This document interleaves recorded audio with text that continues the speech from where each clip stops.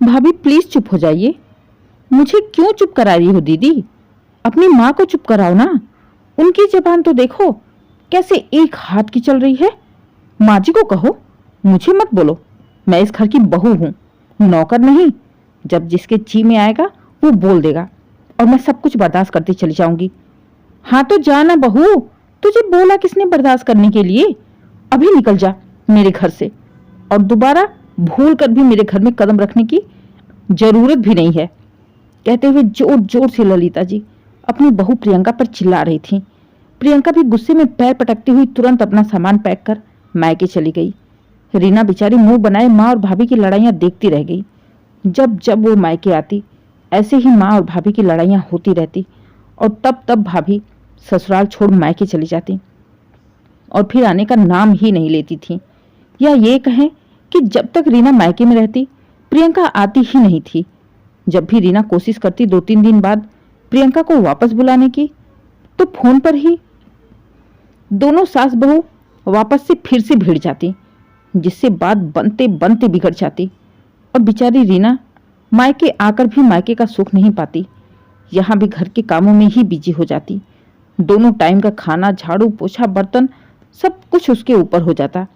या तो उसकी माँ करे या वो करे, और माँ को रीना अकेले काम करने नहीं देगी। मजबूरी में हर काम में हाथ बटाना ही पड़ता था। रीना भी अपनी किस्मत को कोसने लगती और गुस्से में अपनी माँ से बोलती, माँ क्या जरूरत है, तुम भी थोड़ा समझदार बन जाओ। हर छोटी छोटी बातों पर, बिना मतलब की बातों पर लड़ने की क्या जरूरत होती है? मैं जब भी आती हूँ कभी भी मायके का सुख नहीं लेती। हर बार भाभी तुमसे लड़ झगड़ कर घर छोड़कर भाग जाती हैं, और भागेंगी भी। तुम उनका जीना ही हराम कर देते हो। समझ में ही नहीं आता तुम ऐसे कब से हो गई। अरे बेटा, तू नहीं समझेगी, तेरी भाभी बहुत चालाक है। उसे तो बस मायके का बहाना चाहिए। नहीं माँ, जितनी गलती भाभी की है ना, उतनी ही गलती आपकी भी है। आप भी चैन से रहने नहीं देती हो, बिना बात के लड़ बैठती हो। थोड़ा बहुत बर्दाश्त करना सीखो। बेटी की बात सुन ललिता जी चुप हो जाती हैं। अब रीना जितने दिन भी रहती उतने दिन पूरी तरह से घर का सारा काम उसके ऊपर पड़ता था। और जैसे ही रीना अपने ससुराल चली जाती प्रियंका वापस आ जाती। ऐसा ही लगभग हर बार होता था कि रीना जब जब मायके आई है प्रियंका तब तब लड़ाई करके अपने मायके भाग जाती। रीना मायके में माँ और भाभी के व्यवहार से दुखी हो गई थी, इसलिए रीना इस बार पूरा 1 महीना हो गया मायके ही नहीं आई। नहीं तो हर 10 दिन में 4 दिन के लिए वो मायके जरूर आती थी, वो भी जानबूझकर अपने घर के कामों से बचने के लिए। झूठ में माँ की बीमारी का बहाना बनाकर बच्चों को सास के भरोसे छोड़कर चली आती थी। रीना को शायद ये बात पता नहीं थी, लेकिन रीना की सास ने ललिता जी को फोन करके रीना की हरकतों के बारे में बताया था। बहन जी, ऐसे कैसे काम चलेगा? हर 10 दिन में अगर आपकी बेटी 4 दिन मायके में ही रहेगी तो फिर वो अपने घर गृहस्थी पर कैसे ध्यान देगी? ऐसे तो बच्चों की पढ़ाई, उनकी परवरिश, उसकी गृहस्थी सब कुछ बर्बाद हो जाएगा। समझाने पर समझती नहीं है, बिना मतलब के ही जाकर मायके बैठ जाती है। ललिता जी अपनी बेटी की हरकतों से अच्छी तरह से वाकिफ थी।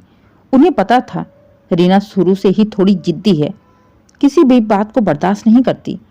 छोटी से छोटी बात पर भी नाराज होकर मुंह फुलाकर बैठ जाती है। लेकिन इधर उसने कुछ दिनों से नाराज होकर मायके आना शुरू कर दिया था। इसलिए प्रियंका और ललिता जी जानबूझकर रीना को सबक सिखाने के लिए, बेटी की गृहस्थी बचाने के लिए उन लोगों ने नया नाटक शुरू किया था, जिसके बारे में रीना को कुछ भी नहीं पता था। जिसके चलते रीना जब भी मायके आती सास बहू दोनों आपस में लड़ाई शुरू कर देती, एक दूसरे की दुश्मन बन बैठती। रीना को सबक सिखाने के चक्कर में बेचारी प्रियंका को भाग भाग कर मायके जाने पड़ता था, ताकि जिस काम के डर से रीना भाग कर मायके आती वही काम उसे मायके में भी आकर करना पड़े। आज नहीं तो कल कभी तो इसकी अकल काम करेगी। और माँ और भाभी की यही हरकतें रीना को बर्दाश्त नहीं होती। वो सारी बातों से अनजान थी और मायके के माहौल को लेकर परेशान रहती थी। खुद की गृहस्थी के बारे में नहीं सोचती। इस बार जब वो 1 महीने तक मायके नहीं आई तो प्रियंका और ललिता जी को लगा कि शायद अब रीना सुधर गई है, अब उसका मायके का मुंह खत्म हो गया है, इसलिए नहीं आई।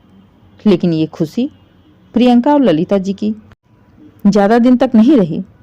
कुछ दिन बाद ही रीना का फोन आया और वो साफ साफ शब्दों में अपनी माँ से कहती है, माँ, मैं 2 दिन बाद आ रही हूँ। इस बार अपनी एक जबान भी भाभी के सामने मत खोलना। अगर इस बार भाभी मायके चली गई, सच बता रही हूँ मैं, कभी भी दोबारा मायके नहीं आऊंगी। इसलिए कुछ भी हो जाए तुम बिल्कुल चुप रहना। और भाभी आपको भी बता रही, अगर आप इस बार मायके चली गई तो देख लेना, मेरा रिश्ता आपके साथ खत्म हो जाएगा। आप भूल जाइएगा कि आपकी कोई ननद भी है, और मैं भी भूल जाऊंगी कि मेरी कोई भाभी भी है। इसलिए गलती से भी मायके जाने की कोशिश मत करिएगा। तंग आ गई मैं आप दोनों की लड़ाइयों से। रीना की बात सुन प्रियंका और ललिता जी परेशान हो गई कि अब क्या करें। अब रीना को कैसे समझा सकते हैं। अगर रीना को फिर से यहाँ बैठकर खाने को मिलेगा तो वो अपनी हरकतें कभी नहीं सुधारेगी और बार बार मायके आना नहीं छोड़ेगी। रीना की धमकी की वजह से प्रियंका मायके भी नहीं जा सकती, इसलिए उसने दूसरा रास्ता निकाला। और जैसे ही रीना घर आई, प्रियंका जाकर अपने कमरे में सो गई। ललिता जी भी मुंह फुलाकर अपने कमरे में ही बैठी रहीं। जैसे ही रीना घर के अंदर आई, उसे घर का माहौल तनाव भरा लगा। गुस्से में उसने पूछा, माँ, क्या हुआ? फिर से लड़ाई हो गई भाभी से? भाभी चली गई मायके? बेटा, वो मायके जाए या रहे, मुझे उससे क्या मतलब है। वो तो सुबह से अपने कमरे में बंद पड़ी है। मुझे एक गिलास पानी भी लेना है तो मैं खुद लेती हूँ। सुबह से मैंने अपना चाय, पानी, खाना, नाश्ता सब कुछ खुद बनाया है। वो अपना बनाकर लेकर चली जाती। उससे तो कोई उम्मीद ही मत करना। अब तू आ गई है तो मुझे कोई दिक्कत नहीं है। 2-4 दिन तो कम से कम मुझे आराम रहेगा। मेरी बेटी मुझे बनाकर तो खिला सकती है ना। इतना सुनते ही रीना का दिमाग खराब हो जाता है। गुस्से में चीख पड़ी, नहीं माँ, बिल्कुल भी नहीं। नौकर नहीं हूं मैं। जिस आफत से बचकर मैं यहाँ पर आती हूँ, उससे भी डबल आफत मुझे यहाँ पर मिलती है। फायदा ही क्या है ऐसे मायके का। इससे अच्छा तो मैं अपने ससुराल में ही रहती ना। जब काम ही करना है तो वहीं पर काम करूं। कम से कम वहां आराम को तो मिलता है। लड़ो आप अपनी बहू से, सास बहू आपस में लड़ो, मुझे नहीं मतलब। मैं जा रही हूं अपने ससुराल, अपने घर, और आज के बाद कभी भी मैं यहाँ नहीं आऊंगी। इससे अच्छा तो मेरा ससुराल का ही माहौल है। जब भी आओ आप लोगों की लड़ाई झगड़ा शुरू ही रहता है। मेरी बस की बात नहीं है झेलना। कहते हुए रीना उल्टे पांव चली गई। बेटी के ऐसे जाने से ललिता जी दुखी तो जरूर हुई, लेकिन इस बात की खुशी भी थी। तरीका गलत ही सही, कम से कम उनकी बेटी समझी तो सही। अब छोटी छोटी बात पर नाराज होकर मायके आकर तो नहीं बैठेगी। रही बात हमारे झगड़े की, तो आज नहीं तो कल ये सच्चाई भी उसे बता ही देंगे। लेकिन अभी के लिए उसका मायके का मोह खत्म करना बहुत जरूरी था।